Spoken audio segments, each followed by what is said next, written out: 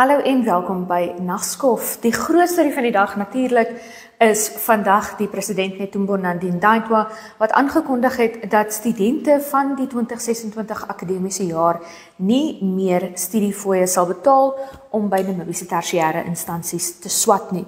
Sy sê Namibië se swatting sal 100% gesubsidieer word deur die staat van volgende jaar af en dat die student en hulle familie dan nie die finansiële las hoef te dra om 'n graad te verwerf in Namibië nie. Natuurlik het hy baie ander dinge te sê gehad, hierdie was nog staatsrede, so daar was baie ander kwessies waaroor sy gepraat het, waarvoor ons ongelukkig nie tyd het op vandag se Nagskof nie, maar gaan loer gerus op Republikeinse sosiale media, waar jy kan gaan sien wat het sy alles gesê. En dan, ouder gewoonte het ons in Môre se Republikein weer 'n kolligblad, die laaste insetsel van Pedro Foster se rubriek oor die geskiedenis van die kunste in Namibië. 'n Geweldige insiggewende rubriek, ek het dit nou al letterlik 8 keer op Nagskof gesê, en hier is die 8ste een. En as jy belangstel in die kunste in Namibië vandag, maar jy weet nie heeltemal wat beteken Mafangeo en Trudy Dix nie, dit is 'n geweldige interessante reeks vir jou om te lees. My waardering vir die kunste het so baie verdiep met daai reeks om te verstaan die fases waardeur die Namibiese kunste gegaan het. En in hierdie week se rubriek kyk Pedro dan vooruit.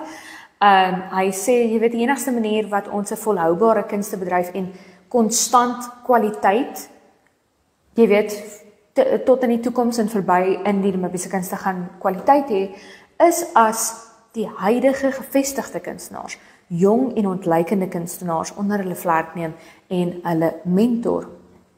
Hy noem ook 'n paar kunswerke en 'n paar kunstenaars wat geweldige goeie gehalte kunswerke opgelewer het. En hy sê dis eintlik maar die enigste manier wat die Namibiese kunste sy toekoms kan verseker, is as huidige kunstenaars, jong kunstenaars sou mentor. Dan kyk ons ook na As Night Fades. Ons het vandag in die Kletskompas ateljee was Steven Slabber en JP Jacobs en hulle het 'n bietjie gesels oor As Night Fades deelname aan die Wacken Metal Battle vir Afrika suid van die Sahara. En 'n baie opwindende tyd vir die groep. Hulle het môre aand 'n geleentheid by Handlebar in die hoofstad waar hulle fondse insamel om hulle kostes te dek vir hulle deelname aan die Wacken Metal Battle. Hulle sê ook, as jy die volle episode van Kletskompas gaan kyk, of as jy besig is om die volle episode van Kletskompas te kyk, sê hulle ook, daar's baie meer struktuur nou aan hoe hulle oefen en hoe hulle te werk gaan, en ons hoop natuurlik dat hulle die kroon sal huis toe bring. Hulle dink nie om die geleentheid om by die grootste metalfees in die wêreld, die Wacken Openluchtfees, te gaan speel, en daar is name soos Guns N' Roses en Papa Roach wat hierdie jaar daar speel. So geweldige groot geleentheid vir As Night Fades. En dan van Suid-Afrika af is daar 4 akteurs in die gewilde Afrikaanse CP Suidooster wat oor die naweek by die Grove in Koopsentrum in Windhoek sal wees van 1:00 die middag vir aanhangers om hulle te kom ontmoet. 2 absolute legendes in CP's wat albei op 7de Laan was. Wat ook daar gaan wees, Danton Kush, 'n baie bekende en geliefde gesig in Namibië, wat ook 'n slag weer gaan kom kuier. So maak gerus 'n draai by die Grove in Koopsentrum as jy in Windhoek is en ontmoet jou gunsteling Suidooster gesigte. Dan gaan kyk ons ook nou vinnig na die Windhoek Stadsraad wat hulle junior stadsraad ingehuldig het. So for yourself, please do enjoy that. Allow me therefore to strip the mayor of the chain, yeah, and then install it onto the new junior mayor from Kwaggaset to Kogo. Yeah?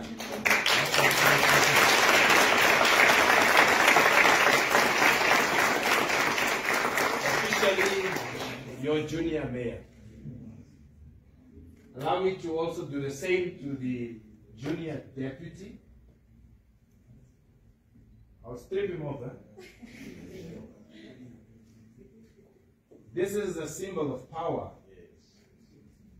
If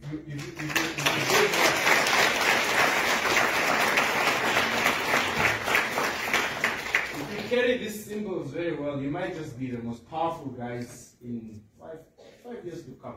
But all the best, congratulations, and we wish you well. You directors is what's going to happen right now.